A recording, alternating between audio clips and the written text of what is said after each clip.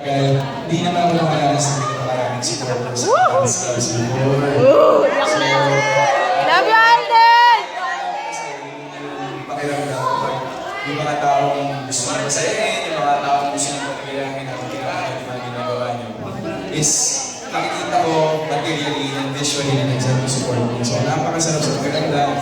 Baliwala lahat ng pagod, lahat ng stress, kasi kapag nakikita mo na ganyan yung mga taong nasa harapan mo ngayon,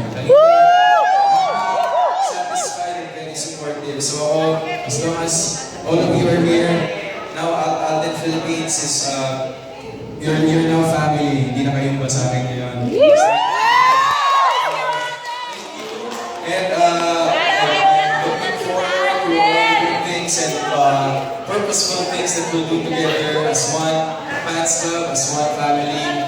And who knows, all of us, pero as a family, and I really encourage a good heart from all of you. Kung meron man kayong nakikita negativity outside or inside the group, you just let us know or let Alden know. But ako, I really tolerate not for you guys to answer back to negative people. Yeah!